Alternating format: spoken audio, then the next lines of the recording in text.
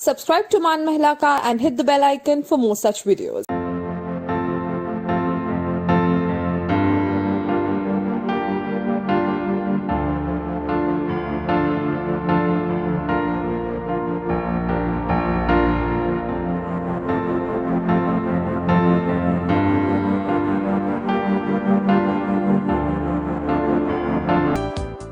Good afternoon to all the women on behalf of मान महिला का। आज मैं जिनसे बात करने जा रही हूँ उनका नाम सविता राठौड़ है। वो एक समाज सेविका है। मैम नमस्कार, आपका बहुत बहुत स्वागत है हमारे यहाँ पे। नमस्कार, thank you so much for inviting me here. Thank you ma'am. Ma'am मुझे प्लीज अपने आप बारे में बताएंगी कि आप क्या करती हैं, मतलब आपने क्या क्या काम किए हैं। मेरा नाम सरिता राठौड़ है और मैं एक राइटर और सोशल वर्कर हूँ और मैं महिला और बेटियों के लिए काम करती हूँ, महिला एंड बाल विकास। जी मैम। मैम सशक्तिकरण और महिलाओं के लिए उत्थान के लिए मैं काम करती हूँ। हाँ जी। क्या आपने संपादन किया है मैम? आवाज कम हाँ, मैंने आपकी आवाज थोड़ा कम आ रही। ओके मैम, मेरा क्वेश्चन है, क्या आपने संपादन किया है? हाँ जी, मैंने संपादन किया है। जब मैं महाविद्यालय में थी तो हमारी महाविद्यालय की एक वैचारिका करके एक पत्रिका निकलती थी, उसका संपादन मैंने किया है। मैं छात्रा संपादक थी। Okay, that's very great ma'am. Ma'am अगर आपको मौका मिले एक औरत बनने का तो आप बनना चाहेंगी? बिल्कुल बिल्कुल, मैं अपना सौभाग्य समझूंगी कि मुझे अगला जन्म जो मिले और वो मैं उसमें औरत हूं तो बहुत खुशी की बात है, क्योंकि मुझे लगता है कि ईश्वर द्वारा निर्मित सर्वोच्च कृति है जो स्त्री है, और हमारे लिए गर्व की बात है कि हमें स्त्री के रूप में इस धरती पर अवतरण मिला है। और मैं हमेशा इस बात पे यकीन रखती हूँ कि एक स्त्री जो है सृजन की पक्षधर होती है, और जो स्त्रियां हैं उन्हें गर्व होना चाहिए कि उन्हें ईश्वर ने स्त्री बनाया। जी मैम। मैम मेरा अगला सवाल है समाज सेवा आरंभ करने के बारे में। निर्णय कब किया आपने, मतलब व्हेन यू डिड स्टार्टेड, कि आपको कौन सी एज में हुआ कि आपको समाज सेवा करनी चाहिए? जब मैं तब एक शिविर में मैंने भाग लिया था और गाइड होने की वजह से आगे से आगे समाज सेवा से जुड़ी रही। तो उस वक्त जब मैंने पहला अनुभव लिया तो मुझे लगा कि किसी के लिए करना बहुत खुशी देता है और एक आत्मसंतुष्टि मिलती है कि हमने किसी के लिए कुछ किया और उनके जीवन में बदलाव आया। तो उसी से जो मेरी यात्रा है वो आरंभ की और आज तक करते आ रहे हैं, ये सफर चलता रहा है। जी ma'am. Ma'am winner of the year आपको मिल चुका है, राइट? तो कैसा लगता है, मतलब हाउ डू यू फील कि?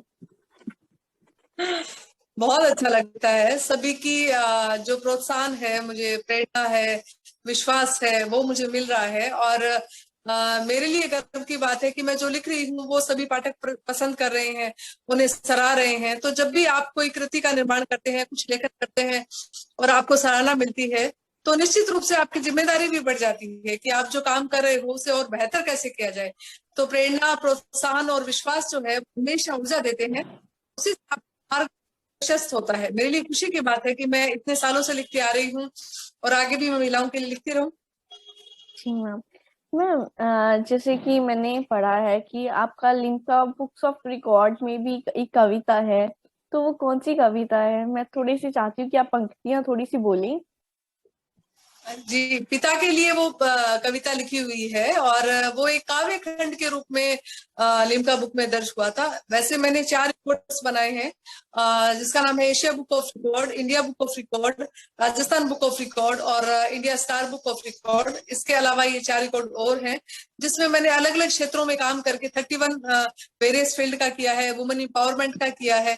तो इस तरह से जो लेखन है, जो समाज सेवा है, उसके अलग अलग क्षेत्रों में काम करने की वजह से मैंने रिकॉर्ड बनाए हैं।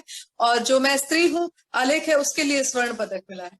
Wow ma'am, that's very proud. Like एक औरत के लिए तो बहुत अच्छी चीज, लाइक बहुत प्राउड वाली चीज होनी चाहिए कि मतलब जो महिलाएं हैं मतलब आगे बढ़ रही हैं। जो मतलब मैंने सुना था कि राजस्थान वाली साइड पे या फिर हरियाणा वाली साइड में औरतों को लाइक आपको पता ही है, भ्रूण हत्या होती है और बहुत कुछ होता है लड़कियों के साथ। इवन की घूंघट प्रथा अभी तक चल रही है, राइट। तो मुझे बहुत अच्छा लगता है कि आप जैसी औरतें आगे आती हैं, सो दैट कि इन चीजों को, जो इंडिया को पिछाड़ रही हैं, वो इंडिया को आगे मतलब और बढ़ाए कि ये चीजें नहीं चाहिए हमारे समाज में। अभी तो खैर बदलाव हुआ है। जब जी मेरा मैम। भी जन्म हुआ था तो मैहनसर में हुआ था मेरा जन्म, जी। तो शेखावाटी में। और वहां उस समय कन्या भ्रूण हत्या की जो घटनाएं थी वो बहुत हो रही थी। तो जब मैं बड़ी हुई तो मेरी मदर ने मुझे बताया कि इस तरह की घटनाएं हो रही है। हालांकि तब तो मैं छोटी थी, मुझे खुद को इस बात की समझ नहीं थी।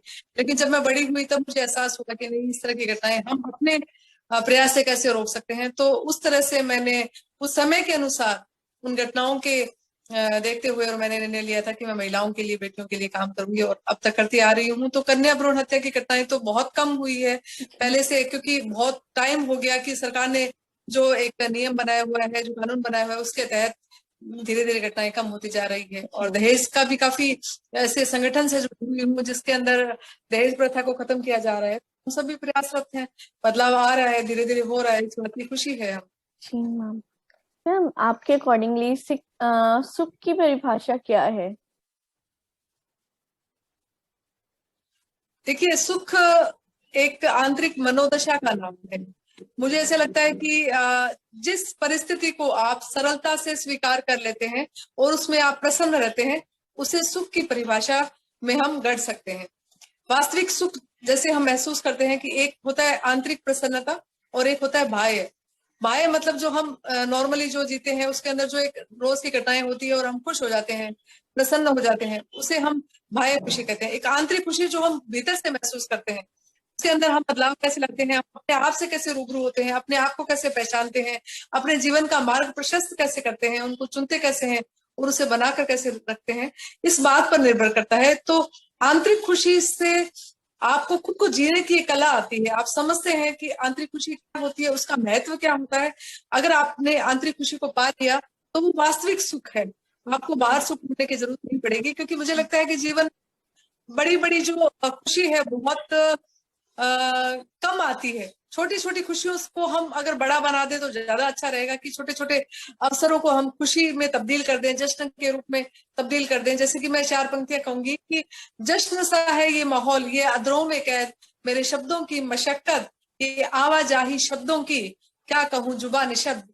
तो ये जो 4 पंक्तियां हैं जीवन को समर्पित है, जीवन की खूबसूरती को समर्पित है। तो आप वास्तविक सुख को तभी महसूस करते हैं जब आप अंदर से खुश होते हैं। जी मैम। मैम, समाज में बदलाव कब आएगा?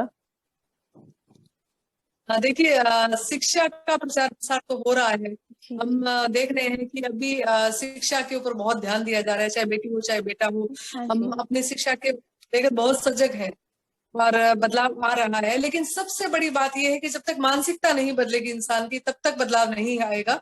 जब हम किसी बदलाव की बात करते हैं तो अपने घर से बदलाव की जी। एक करते हैं, एक पहल करते हैं, उसके बाद समाज में बदलाव होता है। तो जब तक मानसिकता नहीं बदलेगी, हम किसी बदलाव को लेकर सजग नहीं रहेंगे और कार्य नहीं करेंगे, तब तक तो बदलाव आ ही नहीं सकता।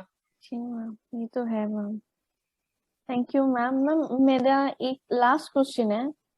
जी जी आ, आप महिलाओं को कोई मैसेज देना चाहती हैं?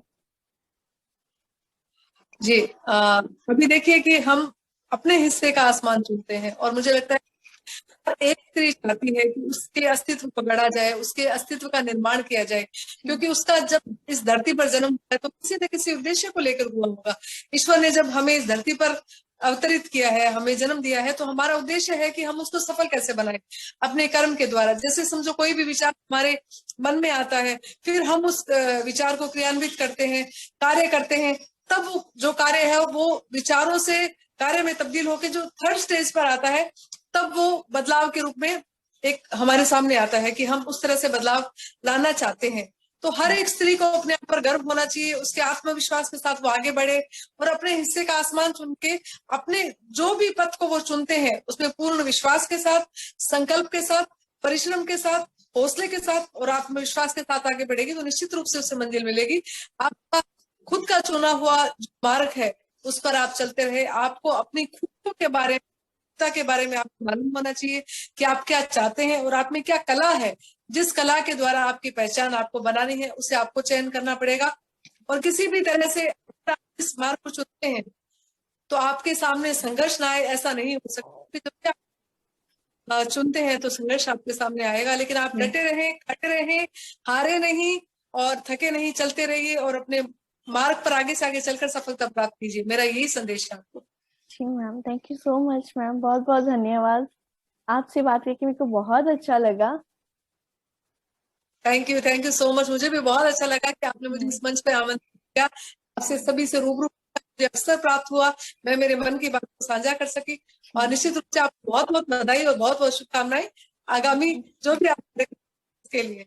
जी ma'am, thank you so much ma'am, thank you. Thank you so much. Thank you.